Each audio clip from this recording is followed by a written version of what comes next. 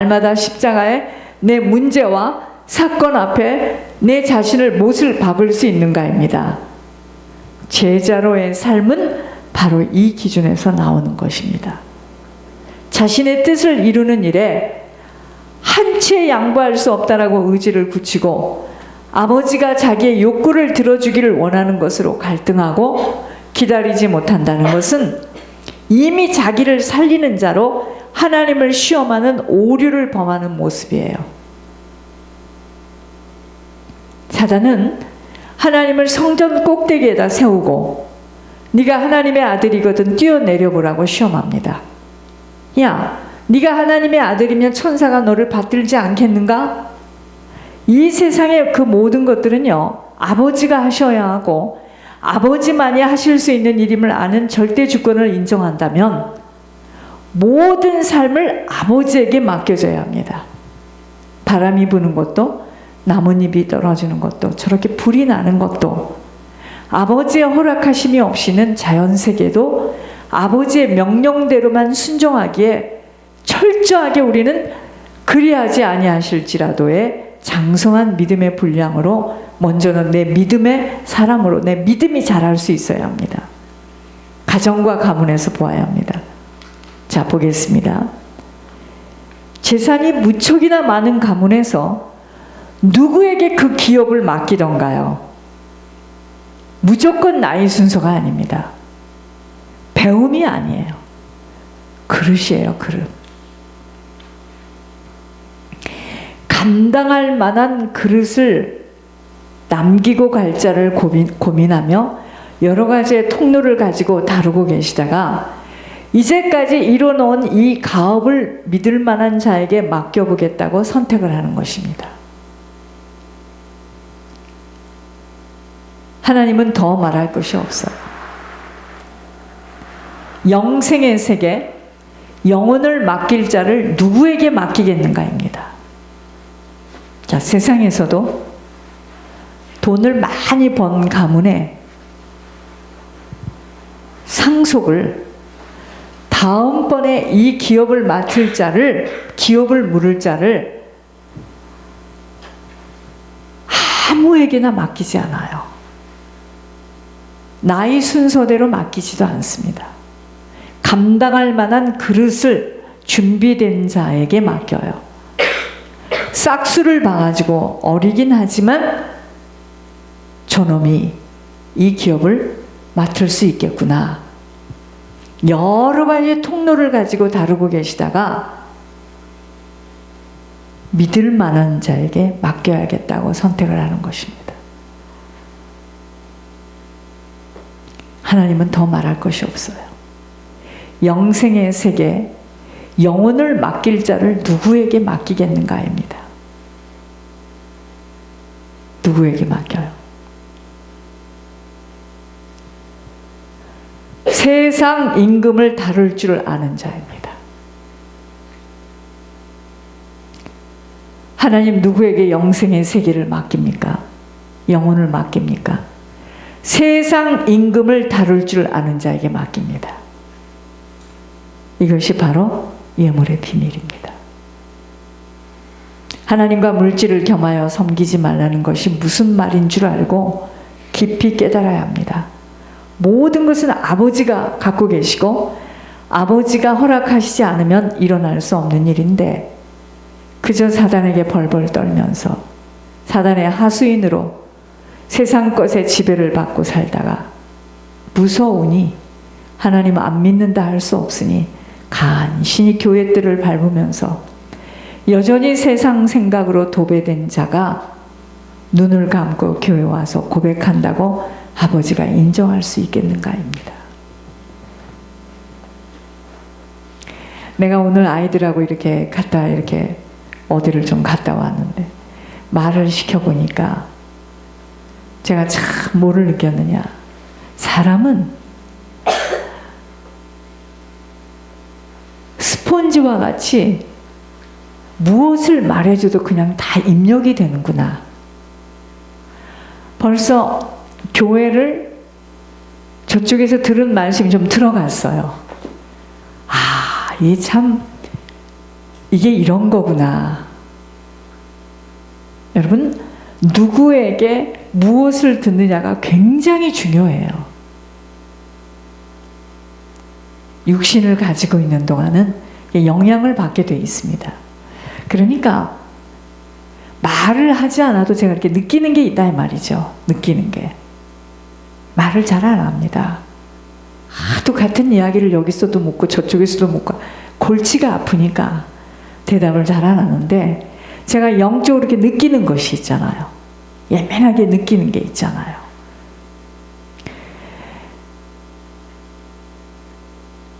하나님은 세상에서 돌아서서 아버지를 향하여 그 모든 것을 아버지에게 맡길 수 있으며, 아버지 신뢰하는 자를 그때부터 지켜보시면서 간섭하십니다. 목회를 했다고 지켜보는 게 아니에요. 자, 세상에서 돌아서야 됩니다. 그러니까 저희들은 항상 세상에서 돌아서야 돼요. 왜 목회자가 말씀과 기도에 이게 안 되어지면 막 죽을 것만 같은 줄 아십니까? 여러분, 세상이라는 것으로부터 자꾸 돌아서서 아버지를 향하여 모든 것을 아버지에게 맡길 수 있으며, 아버지만 신뢰하는 자를 그때부터 아버지는 지켜보시고 간섭하십니다. 그 전에는 아니에요.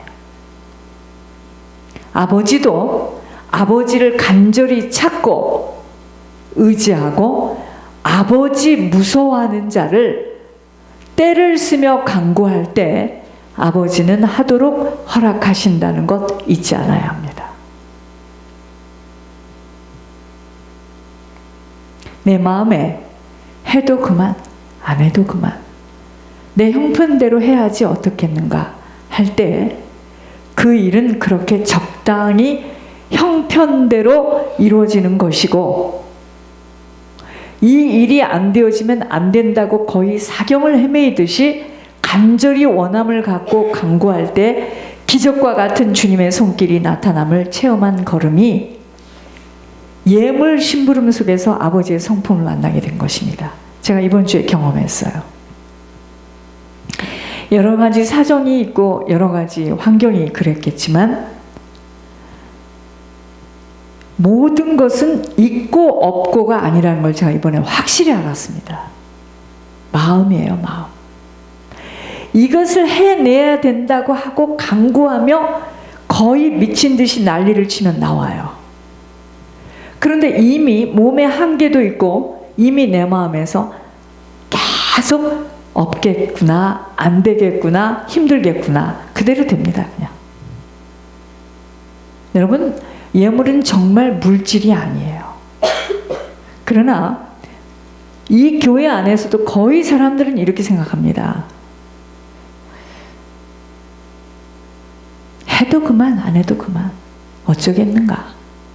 형편이 지금 그런데 형편대로 해야지 어떻겠는가 할 때 그 일은 그렇게 적당히 형편대로 이루어지는 것이고, 이 일이 안 되어지면 안 된다고 거의 사경을 헤매듯이 간절히 원함을 갖고 간구할 때 기적과 같은 주님의 손길이 나타남을 제가 체험했어요. 제가 그래서 오늘 다시 한번 저 혼자서 결단했습니다. 나의 환경에서 말씀과 기도에 방해되는 건 다 치워야 되겠다. 그리고 매일 교회 와서 낮에 하나님께 기도해야 되겠다. 여러분, 손에 있어서 되어지고 누가 도와줘서 되어지는 거 이게 아니고요. 모든 것은 하나님이 하시는 건데, 그렇기 때문에 기도가 중요합니다. 그래서 사단은 기도 못하게 딱 잡는 거죠. 육신을 잡아버리는 거죠. 아버지는요, 하고자 하는 자에게 할 수 있도록 길을 열어주시는 분이시지, 길을 아무에게나 열어서 걷게 하시는 분이 아니었다는 것을 체험하는 예물의 비밀입니다. 절대로 사람이 한 것이 아니었어요. 있을 수 없는 일입니다. 하나님이 하셨거든요. 그런데 제가 이번 주에는 그럴 것이다, 그게 걸렸으니 매상도 떨어졌을 것이고 미리 탁 덮던 차에 화요일날 제가 만나야 될 중요한 만남을 놓쳤고, 보세요. 이게요, 제가 아주 깊이 깨달았습니다. 능력 갖고 되어지는 게 아니라는 겁니다. 있어서 하는 일이 아니라는 거예요. 그러나 너무 환경이 복잡하고, 너무 복잡하니까 환경이 정리해야 되겠다는 생각을 했습니다. 그러니 나라는 환경, 능력, 나이, 모든 상태를 매일매일 버려지지 못하고서는 갈 수 없는 길이 생명길이었습니다. 여러분, 저희들이 이 땅에 사는 동안 이렇게 뭐 이랬느니 저랬느니 이야기를 하지, 주님 나라에 딱 가면은요, 설명도 필요 없습니다. 변명 같은 건 더욱더 필요 없습니다. 억울하고 분합니다. 그래서 그날에 딱 주님 앞에 서면 사명을 충실하게 감당하지 못한 것, 사명을 충실하게 감당한 것, 조금 세상 정신을 차리면 이 길은 절대 지속하기 어려움이 자신의 처지와 능력 상태를 바라보면 불가능하기 때문입니다. 여러분, 세상 정신 차리면 이 길은 못 가요. 왜냐? 세상 정신 차리면은요, 있을 수 없는 일입니다. 어떻게 그런 일이 일어나요? 지속하기 어렵습니다. 내 처지, 내 능력, 내 상태, 교인들의 모습, 내 주변을 바라보면 이건 불가능합니다. 아니요, 하나님이 하시는 일인데요. 생명길은요, 사망을 제치고 걸어야 하기에 육신을 걱정하고 육신을 살리는 세상 정신으로는 절대로 지속하기 어렵습니다. 그러나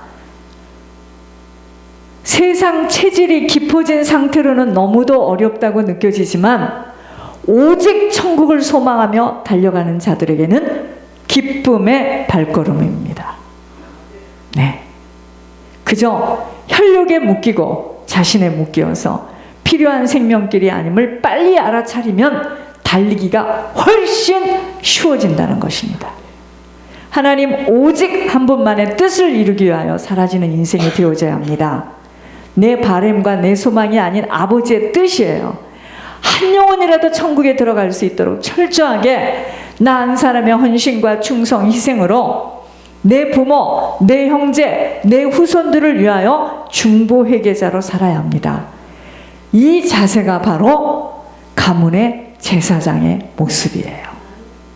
제사장적인 직분을 주셨잖아요. 왕같은 제사장. 그게 뭔데? 온 가문이, 후손이, 우리 형제들이, 주변이 나로 인하여서 중보회개함을 받고 하나님의 긍휼하심 속에 보혈에 피로 닦여져서 구원을 받는 겁니다. 그러기 위해서는 철저하게 내 생각, 내 의도, 내 목표, 내 계획들이 다 버려져야 하기에, 잘 들으세요. 세상 것에 영리하여 지혜롭고 계수가 잘 되어지는 자들은 천국을 흘러 떠내보낼 수 있어 아버지는 어린아이와 같지 않는 자들에게는 감춰두시고 안 보이고 안 들리도록 하시는 것입니다.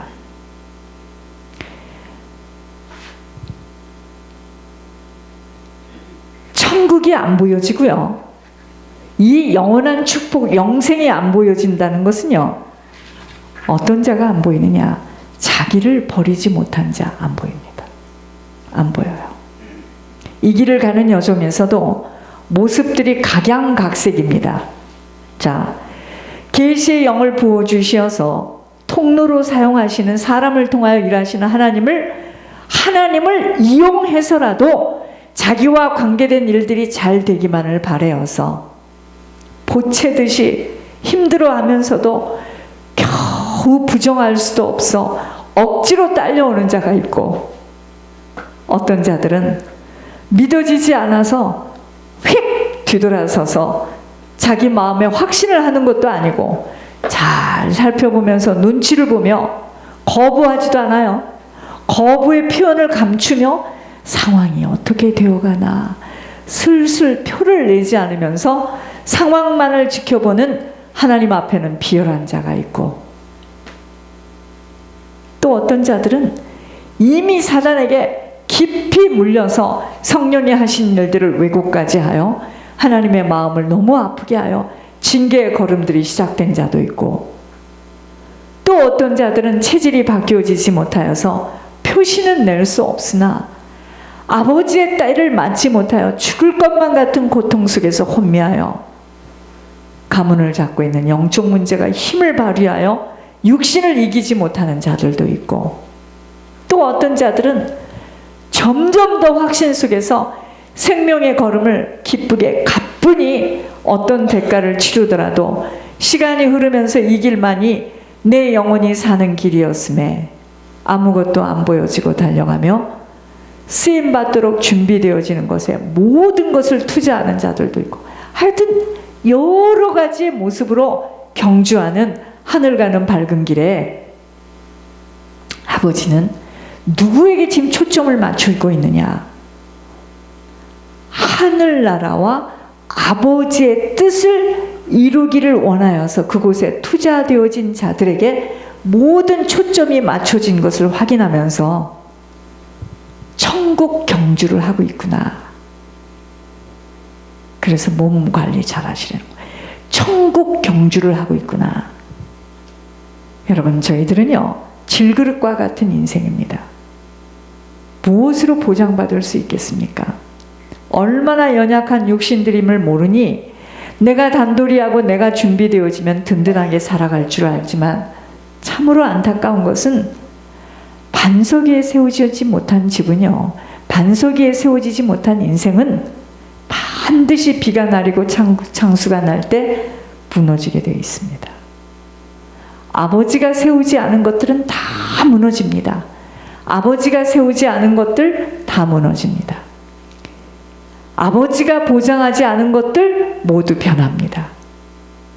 자녀는 생명과 복음의 능력을 유산으로 남기고 간 부모가 최고의 부모를 만난 축복이고, 그런 부모를 만난 자녀가 최고의 부모를 만난 축복이고, 어떤 자녀는요, 부모가 복음의 길을 자꾸 막으면서 육신의 시선과 체질로 사단의 도구로 쓰임받으면서 자녀의 앞길을 하나님 앞에 쓰임받지 못하도록 조용히 강력하게 입을 다물고 막아내는 자가 바로 원수된 지옥 도우미로 이런 부모를 가진 자녀에게는 최고의 재앙을 만난 인생입니다. 가문과 조상, 부모가 뿌린 씨는 반드시 배움과 있고 없음과 관계없이 치러져야 할 영적 유산임을 안다면 그렇게 육신이 원하는 대로 간단하게 살아갈 수 없는 시간이지만,